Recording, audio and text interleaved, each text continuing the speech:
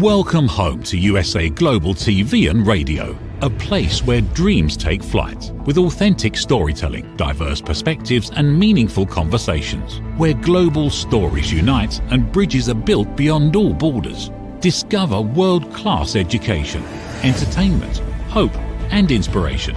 Together, we're building bridges worldwide. Subscribe to our channel, USA Global TV. Download our app, USA Global TV.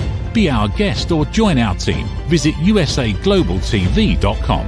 Thanks to our founder and executive producer, Dr. Jacqueline Kerbeck. Music score by Yeffy Tang from Cloud Road Music.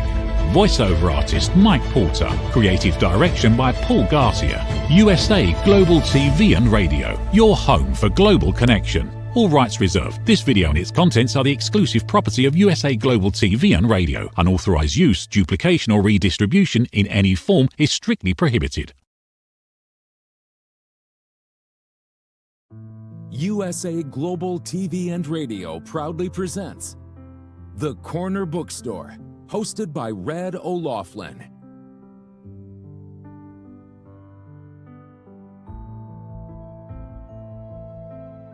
Step into a world where every story inspires. These pages come to life through the voices of authors from around the globe.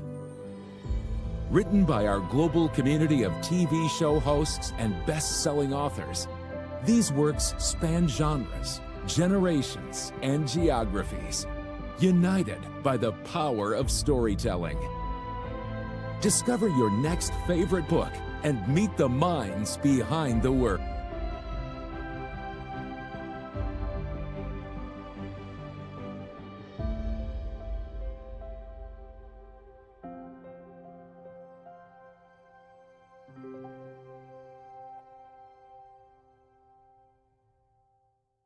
Thursdays, only on USA Global TV and Radio.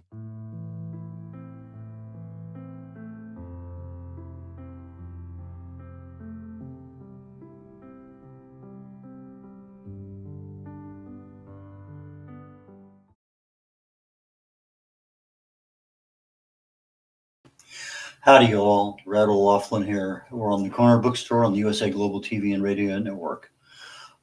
When I'm not doing TV shows, and today is the first of three, I have three back-to-back on Thursdays every week, the Corner Bookstore being the first. When I'm not doing hosting, I am a researcher. I research the human body at the cellular level, chemically speaking. I look for cause and effect relationships. Treat a cause, fix a problem. Treat symptoms, yeah, make you feel better, but the cause is still there. I also publish books for people, help people get their books written, and just have a good time as much as I can every single day. Our guest today is Michelle Ferguson. Michelle Ferguson, the author, not Michelle Ferguson, the actress, just to make sure we have that clear up the very, very front. So Michelle Ferguson, the author, please join me up here on stage. Good afternoon, Red. Pleasure to be here. Have you gotten confused very often with Michelle Ferguson, the actress? Not yet, but maybe after this I will be. No, kidding aside. I certainly hope so. I hope anyway, so too. Yeah. Sorry? I'm sorry, I didn't hear that. So that would be a good publicity for me, right? Is that why you chose CS Moi for your website rather than just Michelle Ferguson? That's a great question. So why I use C'est moi for my website, because I'm learning French. And also when I Google Michelle Ferguson, there's a lot of Michelle Ferguson. So it's my passion for the French language. And it's also easier. So there's only one. When you Google C'est moi Michelle Ferguson, it's just me. So voila, that was the reason. Okay, so you have a couple books out. You've been an author a little bit. So we're going to talk down that road as we're going along. You also have some very interesting story that you want to share on cancer, and we're going to talk about that. And so why don't we just start out with writing. Writing came a little bit late in your life. How long did it take you to write your first book? The first book, it actually started with Jerry and I were undergoing the cancer treatment, but it really brings into fruition after Jerry's passing. So Jerry passed in October of 2021, and I published the book on May of 2023, so plus or minus 24 months. And so yeah, it helps me heal, and it also brings the story that if it happens to us, it might be other couples that were diagnosed with cancer 6 months apart. And if our story would help others, that there's always something to be grateful for, despite of the situation, how difficult it is, then we leave the place better than we found it. Okay, why don't we go straight to the cancer story first, and we'll come back and catch a little bit about the writing. So tell us a little bit about Jerry's cancer and your caregiving and experiences. Okay, so I'll start with Jerry's cancer.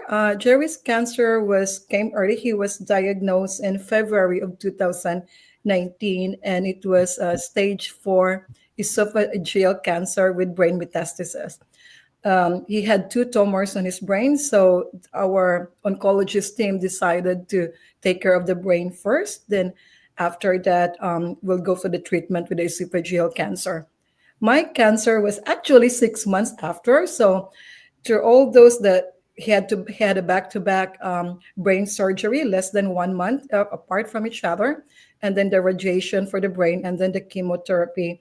And while I was undergoing my normal with mammogram checkup, that my doctor said that I have to come back.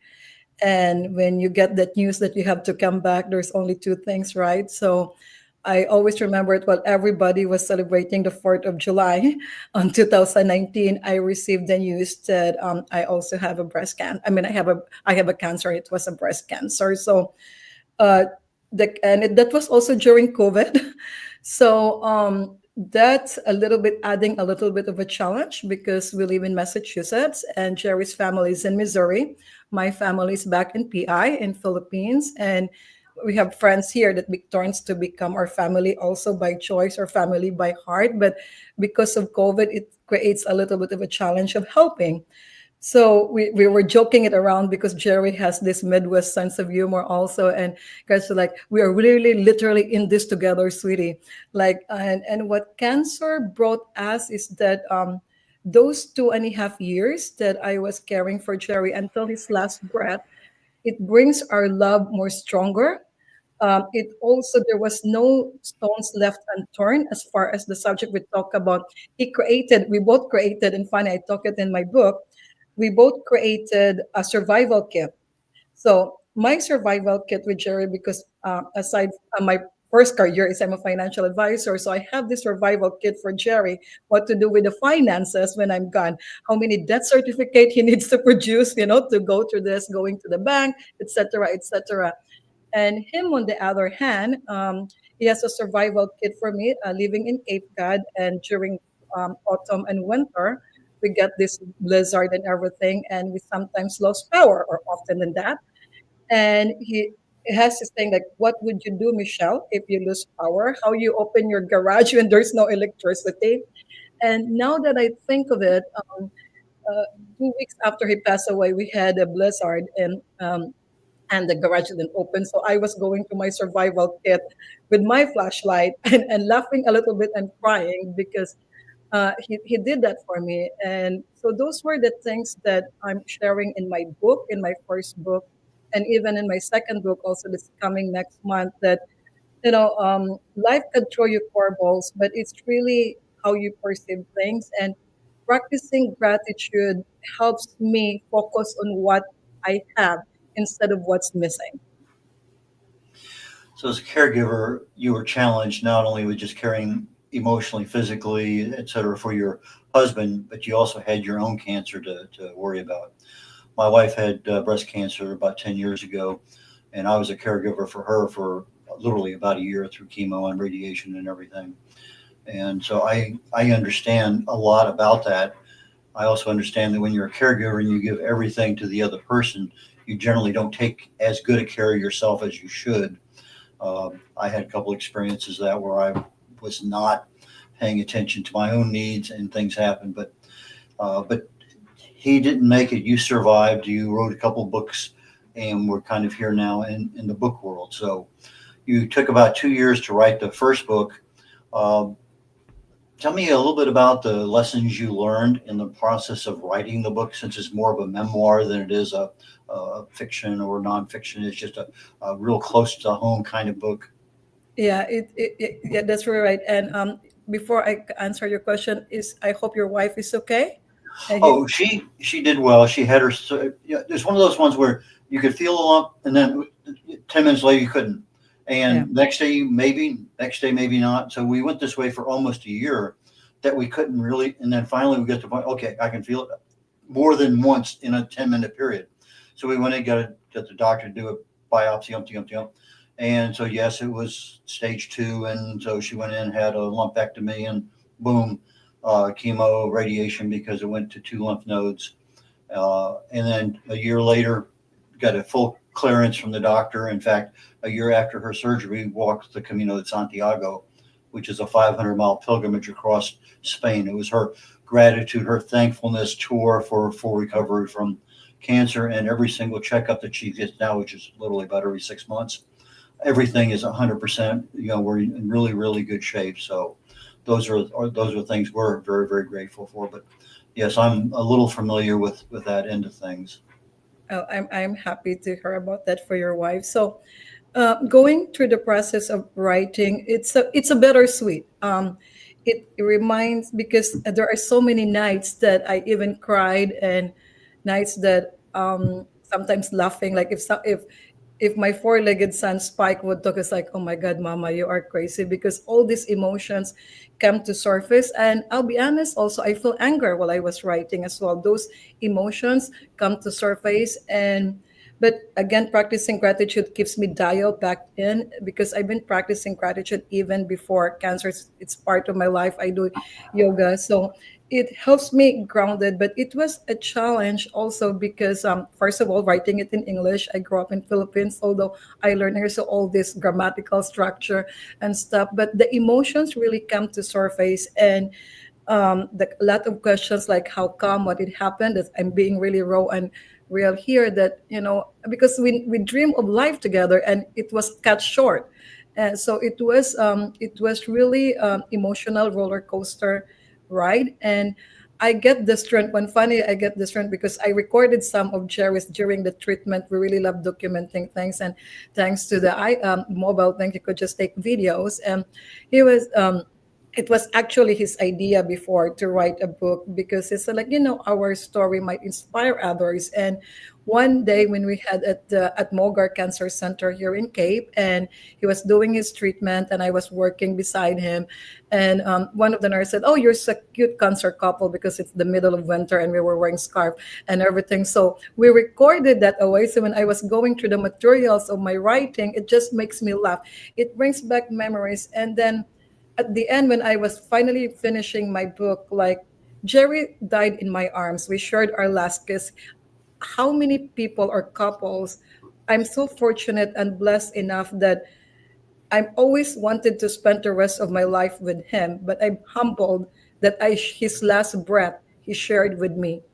And him preparing me, because as I was going through the process of writing the book, I found some notes. When I go to the side of his garage, there are some post-it there. So the whole time, even if he was gone October of 2021, the next month was my birthday, and maybe he did it with some of my friends. A backpack counted, and it's like, here's for new adventures. So I put that in my book. So all of these things, that he might not be here physically with me, and I believe in science and faith that he's guiding me through it and through that book as well. So it's a sleepless nights. There's sometimes that I'm crying, laughing, yelling, shouting for the anger and letting it go, acknowledging the emotion, journalizing it, and then going back to the writing. How about editing? How did that work out for you? Let me tell you the story editing. So the first version that I sent, so first of all, I self-published my first book, right? So you know the drill. It's a little bit of a challenge and stuff. So I sent it to I Google like who will be the editor, blah blah blah, and then it was really, so I finished actually the book. So I started in like 2021, so the book was finished around 2022. The editing goes for another year. So May of 2022 until beginning of 2023, that was the editing back and forth. And because and I have a good relationship with editor, but it was a little bit of a challenge because of the I want to really write it from me, and it's really, my story, and the Filipino flair, the European culture, and saying and said, oh, you have to do this like this, but we find a medium, and so that's why it takes a little bit longer. But I don't know, maybe it's the norm. I don't know. I learning from doing. I don't know that there is a norm. We've had some people on here that the editing process, and again, if it's a children's book and it's 40 pages, that's different than a novel that's 500 pages. So the editing processes are really different. If all you're doing is grammar and diction and syntax and spelling, that's different than plot and location and character development and everything. So the editing processes are different for each author. It also depends on the experience. If you've written 7 or 8 books, it's a little different in the process. I use a lot of the word read back to me so I can see it, but I can also hear it at the same time.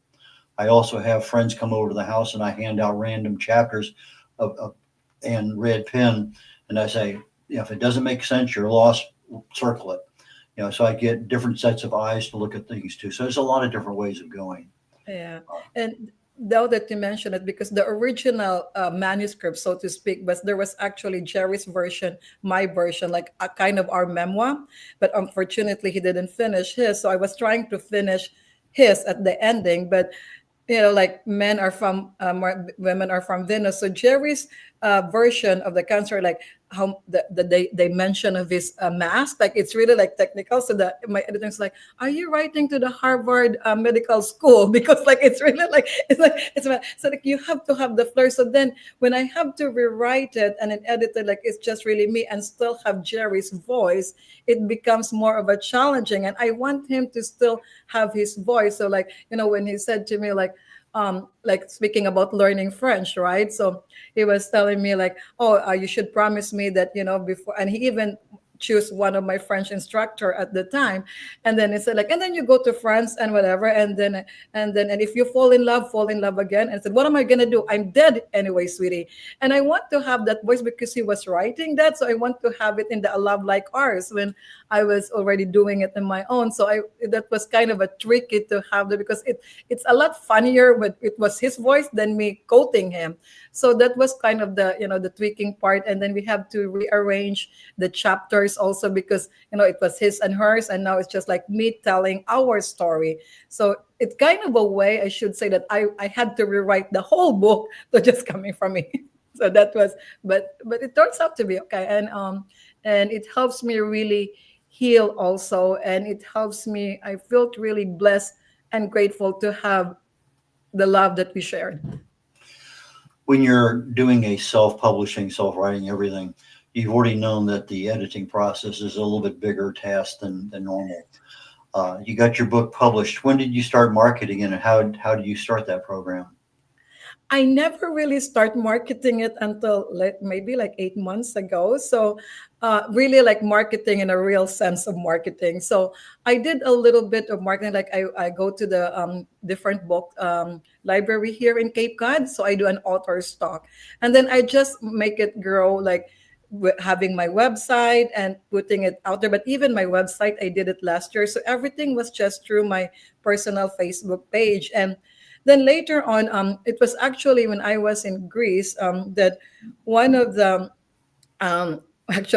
pastors talking about faith, right? I was waiting for my plane ride back to Boston, and she had the book. She actually had A Love Like Ours book. And I even posted in the Facebook, like, what coincidence.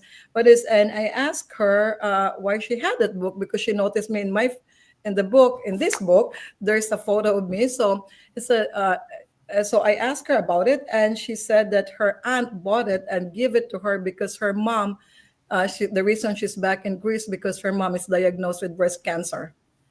And that was really kind of ding, ding, ding, aha moment for her, because for me, when I did publish the book, it was just really for me to release my story, to honor Jerry's wishes also because he wants to have the book, and also to, again, that if someone could get benefit about our story, that not to be help them navigate challenges of having cancer, then we've done our part. And so when that thing said, maybe I could really do some marketing into it. So I reached out with some of my friends and that are doing some marketing. And that's where I started and more into talking and having also going into more authors virtual talk as well because of the distance and stuff. We're getting ready to go to a commercial break here very quickly. It's about a minute and a half. And when we come back, I want to continue on down the road. Let's start looking at your second book and other aspects of your social media and things. So we're going to go ahead and go to a break, and we'll be right back. Is it true? Is it kind? Is it necessary? In a world quick to judge, one book dares to reveal the hidden cost of silence. Discover Holy but Harmful: The Silent Sin of Judgment, How Hidden Judgments Destroy Relationships and Damage Lives by Dr. Jacqueline Kerbeck. The Amazon #1 bestseller that's transforming the way we understand ourselves and the way we see others. Pick up the companion workbook to uncover your own hidden judgments and learn how to break free from them. Available now on Amazon and at fine bookstores worldwide.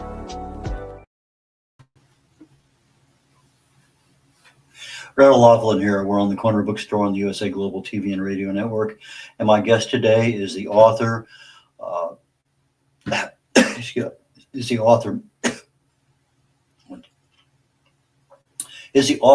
Michelle Ferguson. Michelle, please join us again. Michelle, you have the book there.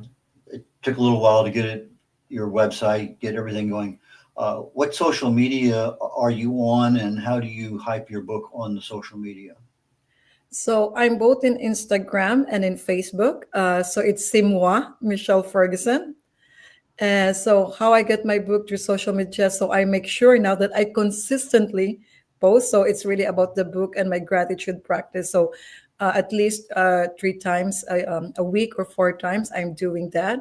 And also in my website, I also post like the upcoming events, and there are some photos from the last Authors Talk event that I did. I also have in my website my upcoming book, a little bit about me, who I'm from.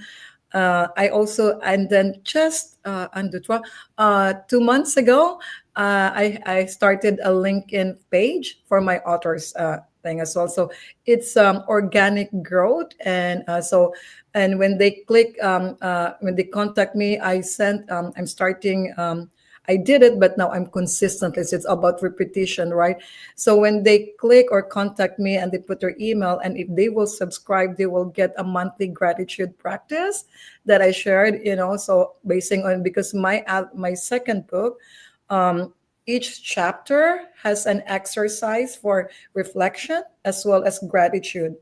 And then the last part of the book is that what I was, and still is, I shouldn't say that, because grief comes just like a wave, or just like a rain, right? Hot, cold. And so it's a cycle. It's part of life. And there are some triggers. And during the time, and actually I should say, I could even back it a little bit. My grief actually started when Jerry was diagnosed.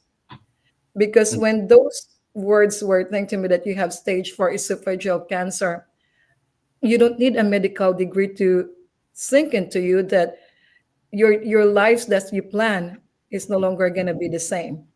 And then plus when they said right away that it's going to have a brain surgery back to back, so the grief starts there.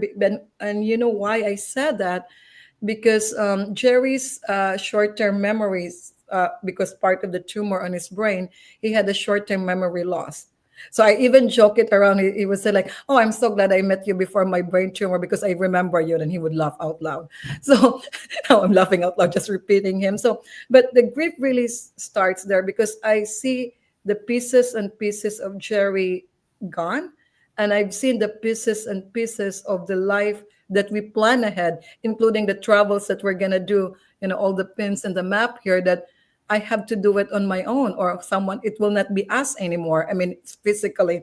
So that's where the grief starts. So I created, like, I named my grief, I wrote it down. So I shared it to one of my friends that's in the um, mental health field, and he said maybe you should document it more. So the last chapter of, or the exercise of the grief, grace, and gratitude is really like a workbook about how the grace, grief, and gratitude transformed me to be. I didn't know how resilient I was until that situation happened to me.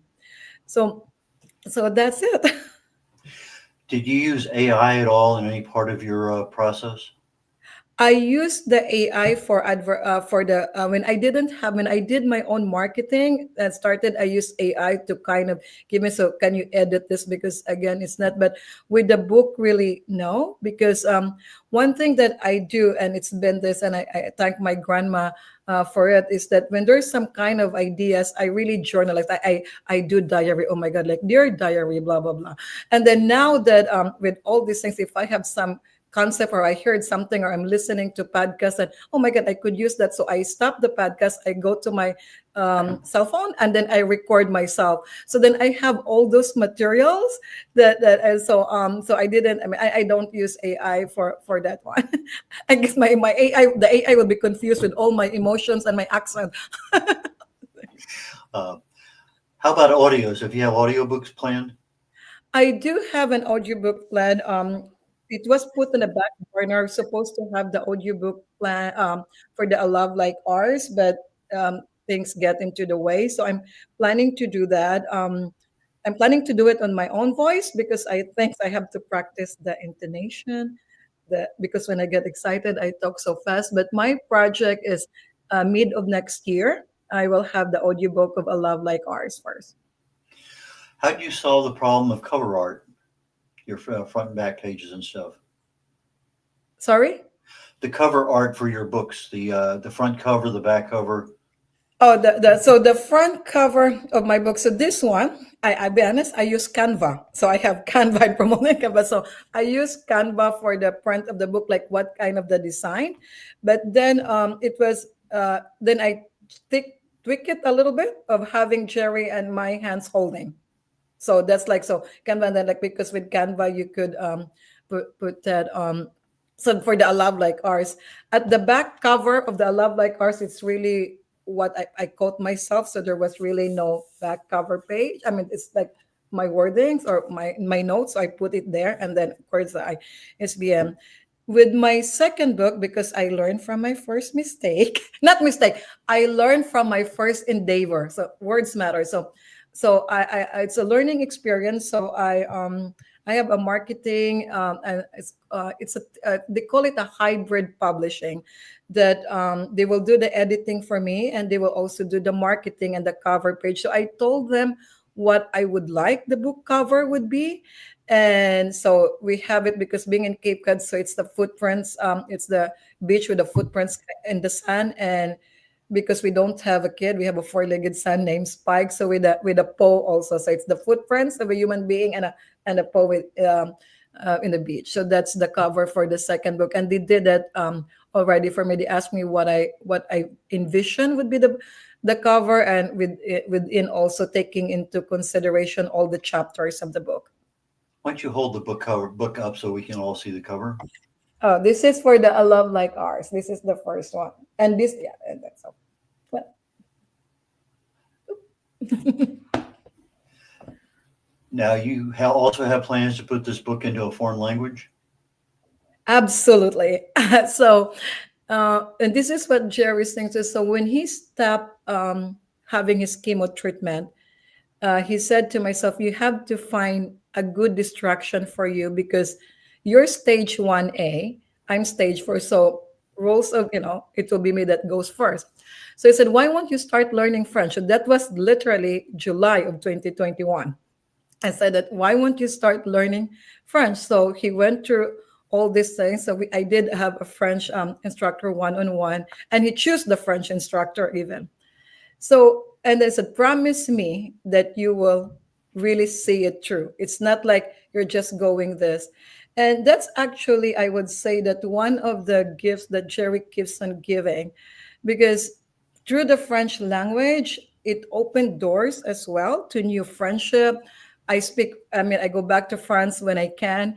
And I even have, I have family by choice there, also by heart. And in return, they help me write the French version of A Love Like Ours, and help me also keep the promise that I made to Jerry and I made to myself, that before I turn 50, which will be next month, that I will be able to speak French as good as my English, carry the conversation, and also write the book in French. So on November 29, 2 days, 2 days after my birthday, there will be the book launch of the French version of A Love Like Ours. Fantastic. I think you're one of the first people that had, not the first. I've had a couple, but very, very few that have books in multiple languages. So that's quite an accomplishment. Congratulations on that. Thank you. So now you have a book launch coming up. Tell us about that. So the book launch coming up is in November. I thank you. So it's the Grace, Grief, and Gratitude. And on November 8th, I'm doing 4 back-to-back online, and it's also it will be available in Amazon. And what I'm doing that because it will help me also connect with any of you that will support me, my friends across the globe, that if you click that, so it's also helped me with the algorithms with the Amazon. So with that book launch, it will be the Kindle that will be available first. And throughout this, I'm doing a pulse check, at 9 a.m. That's when it will start live. So 9 a.m., 12 noon, and it's all East Coast time. So 9 a.m., 12 noon, 4 p.m., and then 9 p.m. East Coast. I will do a live on Facebook, and because I could see the purchases and stuff. And then I will do a draw that anyone that supports me in my endeavor will also get a copy, the signed copy of A Love Like Ours and the Grace, Grief, and Gratitude. And so and then some fun prizes. So I'll make it fun. So that's 4 set of different polls checked in, and it's from 9 a.m. to 9 p.m. Through the Amazon promo launch. And I learned that from my marketing, from the hybrid publishing that I with global publishing right now that I am in, that they encouraged me that should be the way, so that you could build excitement and everything. And then a week after that, the hard copy as well as the paperback and the hard copy will be available. I have to think. Sorry, my French brain is starting to kick in.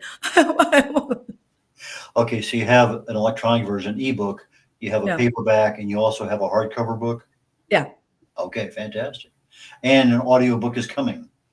An audiobook is coming, yes. So the audiobook will come first for the Love Like Ours. I think the audiobook for both the French and the English version would be coming first. And then with the Grace, Grief, and Gratitude, I think that will be at the end of the year maybe. So that's kind of, because I still have to work with my full-time job.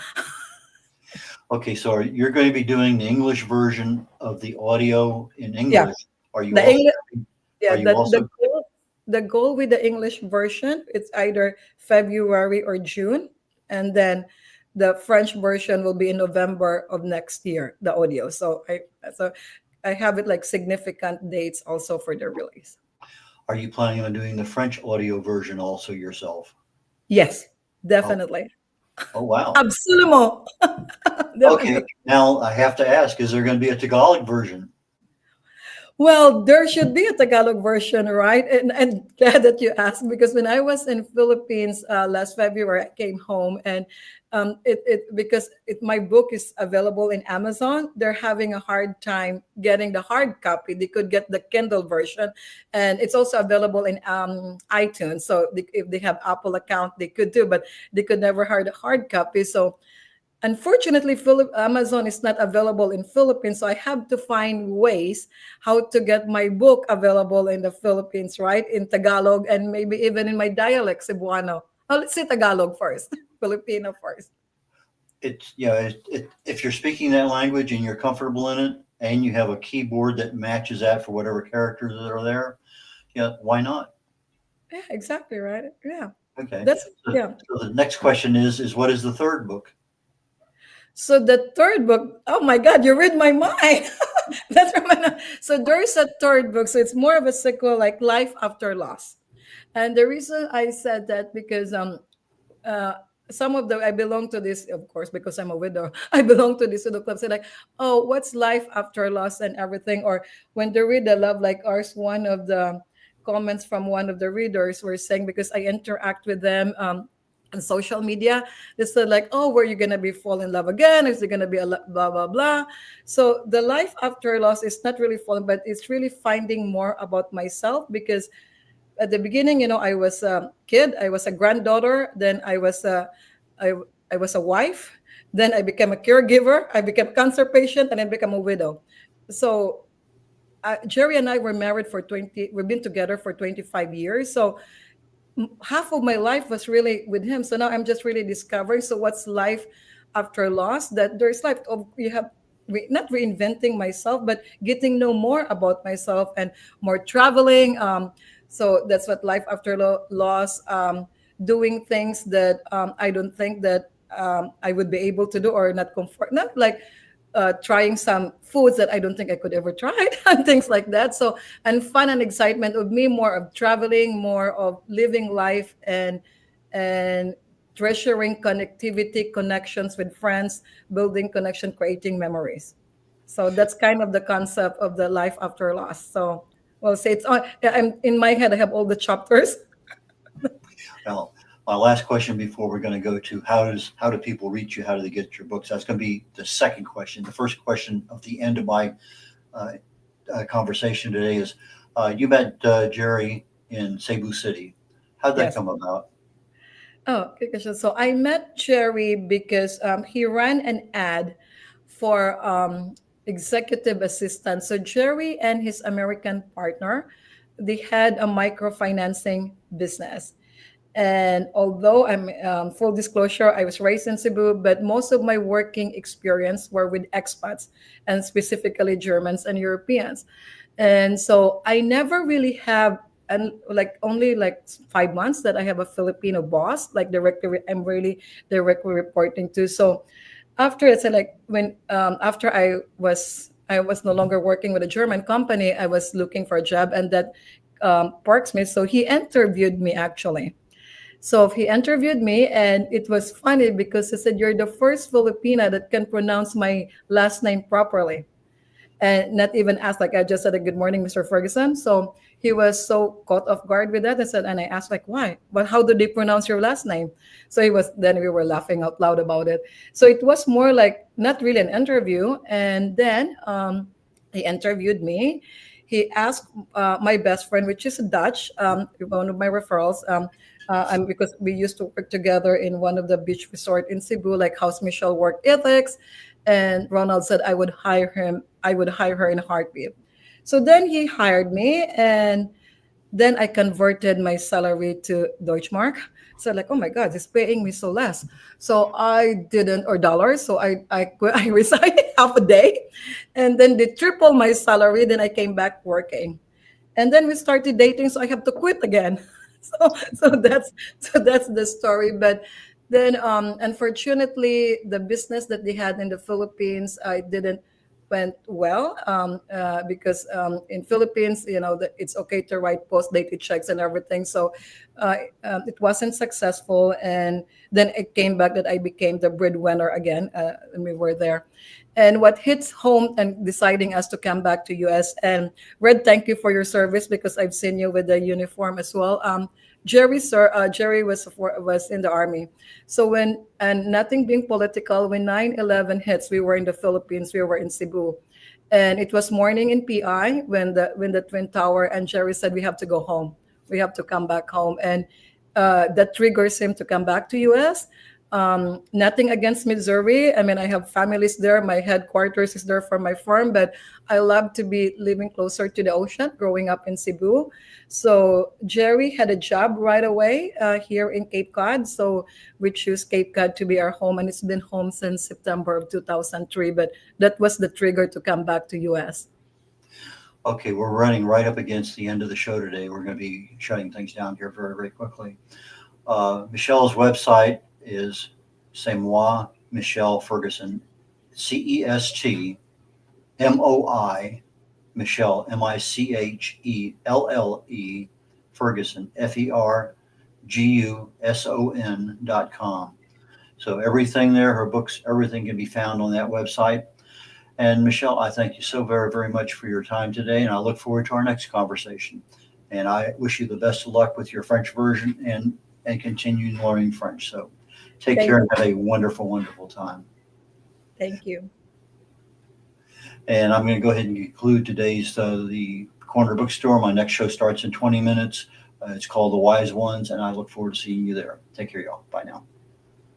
USA Global TV and Radio proudly presents Tracy Cram Perkins, a dementia caregiving survivor teaching how to balance care with peace of mind. #1 resource for dementia caregivers. It's the book Dementia Home Care: How to Prepare Before, During, and After. Over 17,000 copies sold of this must-have guide. And now a testimonial from Tracy Smith.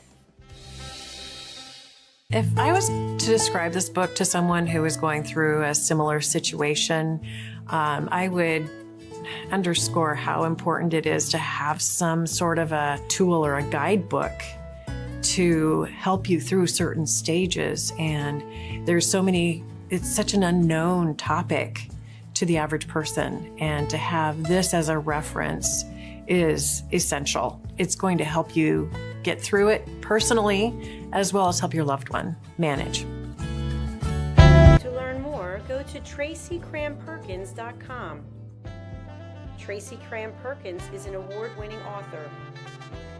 She's also the host of Dementia Home Care television show. Watch it here on USA Global TV and Radio.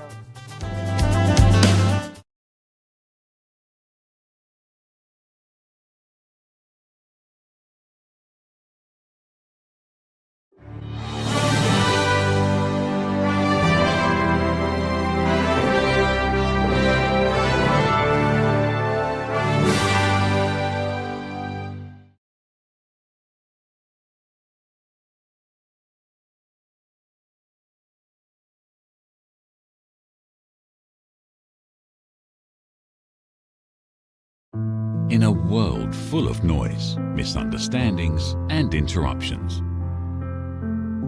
master the art of listening with Dr. Jacqueline Kerbeck. Dr. Jacqueline Kerbeck is the listening mentor of USA Global TV and Radio and the Amazon #1 best-selling author of Mastering the Power of Elevated Listening. Elevate your listening. Elevate your life.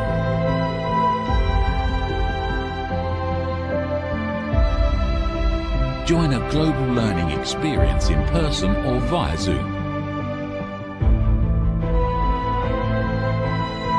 Reserve your spot today. usaglobaltv.com/book-your-session or drjacqueline.thinkific.com. Join Dr. Kerbeck's listening courses or hire her to unlock deeper connections and authentic conversations. Thank you, viewers and listeners of USA Global TV and Radio, for joining us today. We're honored to have your time and attention as part of our global community. At USA Global TV and Radio, we believe in the power of authentic conversations, meaningful connections, and creating a world of possibilities together. Want to be part of something bigger? Join our team of elevated listeners at usaglobaltv.com, a space where your voice matters and your ability to listen transforms relationships. Stay connected with us across all our platforms for thought-provoking discussions, expert insights, and empowering stories. Subscribe to our channels at youtube.com/c/USA-Global-TV. Follow us on social media and explore the endless opportunities we're creating for growth, learning, and inspiration. Together, we're not just broadcasting, we're building bridges and changing lives one conversation at a time. For inquiries, contact us at info@usaglobaltv.com. Music by Johnny Dies. Produced by Executive Producer and Director Dr. Jacqueline Kerbeck. Voiceover by Mike Porter.